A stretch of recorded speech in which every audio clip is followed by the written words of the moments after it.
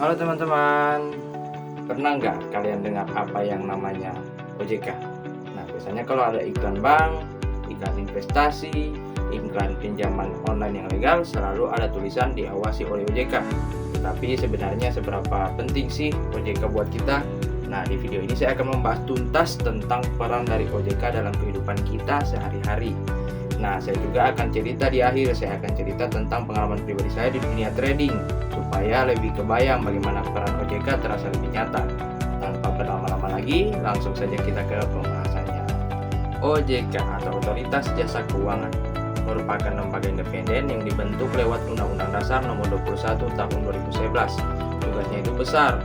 Nah, itu ada mengatur, mengawasi, serta melindungi seluruh kegiatan di sektor jasa keuangan, mulai dari bank, mulai dari pasar modal, sampai dengan asuransi, fintech, koperasi simpan pinjam, sampai dengan investasi online. Kalau saya ibaratkan, sistem keuangan itu seperti jalan raya. Nah, di situ ada mobil seperti bank, motor seperti asuransi, bus seperti pasar modal, sampai dengan ojek online seperti fintech. Nah, semua itu lalu lalang bawa penumpang.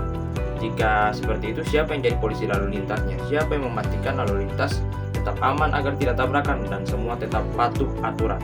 Di dunia keuangan, polisi lalu lintas itu adalah OJK atau Otoritas Jasa Keuangan itu sendiri. Perannya itu sangat penting. Nah, diantaranya ialah yang pertama, menjaga kesehatan dari lembaga keuangan supaya bank tidak bangkrut tiba-tiba, perusahaan asuransi bisa tetap membayar klaim, dan investasi tetap berjalan secara transparan. Nah, yang nomor dua ialah melindungi konsumen dari penipuan. OJK selalu secara rutin menutup investasi bodong dan pinjol ilegal, bahkan ratusan entitas ilegal berhasil diblokir setiap tahun. Nah, yang ketiga, meningkatkan literasi keuangan melalui masyarakat. Lewat program Sikapi Uangmu, kegiatan edukasi OJK mengajarkan cara mengelola uang dan berinvestasi dengan aman. Selain itu, OJK juga berhubungan dengan pajak. Data dari lembaga keuangan resmi bisa dilaporkan ke Direktorat Jenderal Pajak atau DJP. Artinya keuntungan dari tabungan, saham, reksadana, bahkan sampai dengan trading bisa tercatat dengan baik.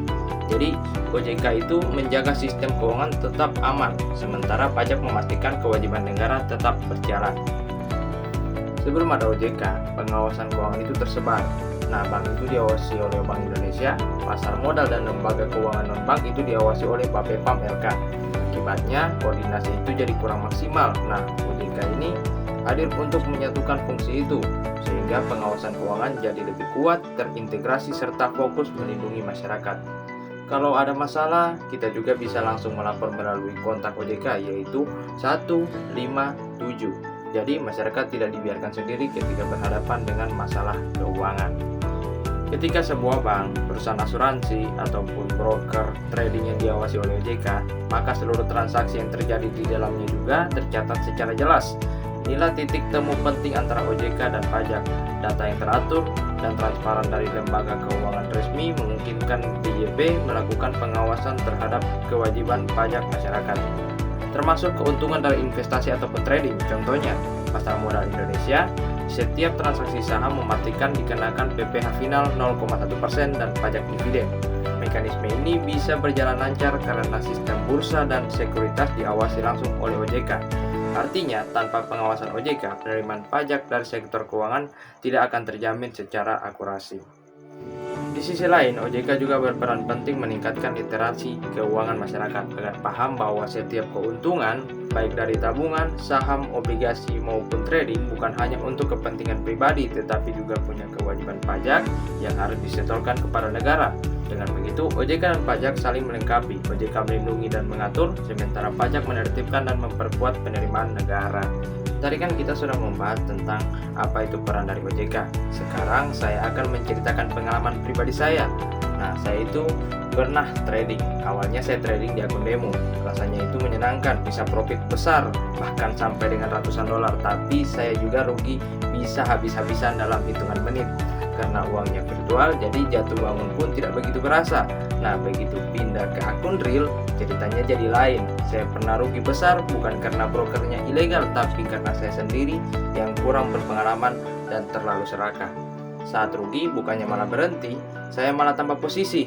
Akhirnya rugi makin besar. Dari sini saya belajar trading itu bukan hanya tentang analisa teknikal, tapi juga soal psikologis dan disiplin. Untungnya karena saya pakai broker resmi dan diawasi oleh OJK, saya tahu bahwa dana saya aman secara sistem. Jadi kerugian itu murni karena keputusan saya, bukan karena platformnya menipu.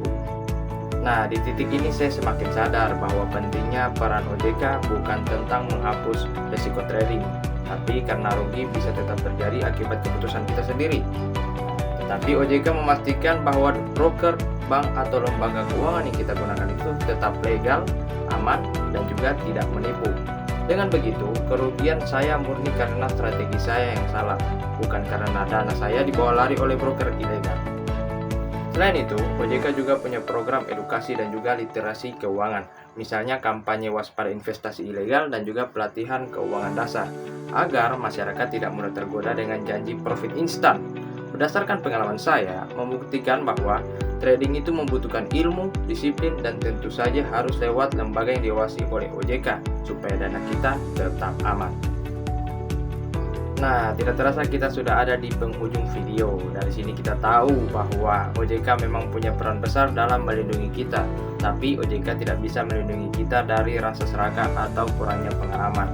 Itu merupakan tanggung jawab kita sendiri. OJK memastikan sistemnya tetap aman, bank dijaga, asuransi diawasi, investasi ilegal ditindak. Sisanya itu tergantung kita. Disiplin atau tidak dalam mengelola uang itu tergantung kita. Jadi, sebelum menabung, investasi atau trading, selalu pastikan lembaga atau broker yang digunakan terdaftar di OJK. Dengan begitu kita bisa fokus belajar dan berkembang tanpa takut dana hilang karena penipuan. Nah, jadi semoga bermanfaat dan sampai jumpa di video selanjutnya. Dadah!